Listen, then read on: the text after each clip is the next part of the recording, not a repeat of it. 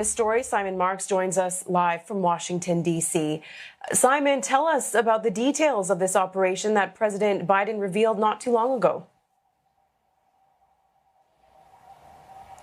Well, very interesting detail revealed by the president. I mean, we knew that U.S. intelligence had been scouring the globe for Ayman al-Zawahiri ever since the attacks on New York and Washington of September the 11th, 2001, and particularly since the killing of Osama bin Laden back in 2011 in Pakistan, because at that point, Ayman al-Zawahiri became the de facto leader of Al-Qaeda. President Biden announced that last week, a week ago, U.S. intelligence told him that they believed they had found Ayman al-Zawahiri, we now know, in the Afghan capital, Kabul, and they asked for his permission and approval to carry out this drone strike. The president said the strike had taken place at his direction. Now, the strike occurred on Saturday, so there must have been preparations taking place between last Monday, when he indicated U.S. intelligence first presented their evidence,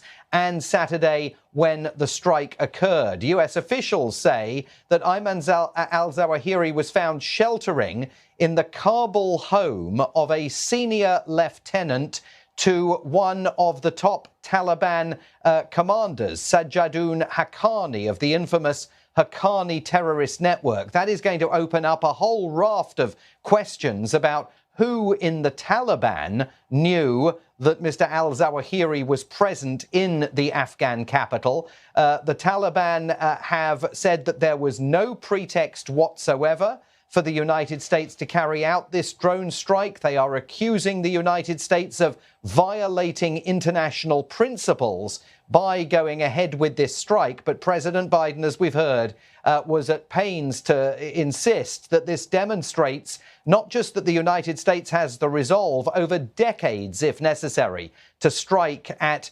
terrorists who have attacked American interests, but also the capacity to engage in these over-the-horizon drone strikes.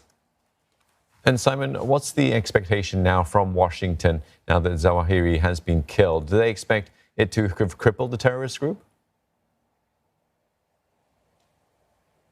I think that would be overstating it, because they're aware that there are a whole raft of other senior figures in Al-Qaeda, one of whom will now rise to the top and assume the leadership in exactly the same way as Ayman al-Zawahiri did after Osama bin Laden was killed. They will continue to argue, though, that those over-the-horizon capabilities are at their fingertips and that they will strike at other leaders of the organization whenever they get actionable intelligence. There will be efforts, undoubtedly, though, behind the scenes to try and understand precisely how this man was able to make his way not just to Afghanistan, not just to the mountainous regions of Afghanistan in the hinterlands, but to the Afghan capital, Kabul itself, because that does raise questions about President Biden's pledge last year that Afghanistan was never going to be able to serve as a haven for terrorists to gather and plot in the future. So there are questions for the Biden administration in all of this, just as much as the president has the ability to point here tonight to a substantial foreign policy success. All right, thanks very much for that, Simon Marks, with that update from Washington, D.C.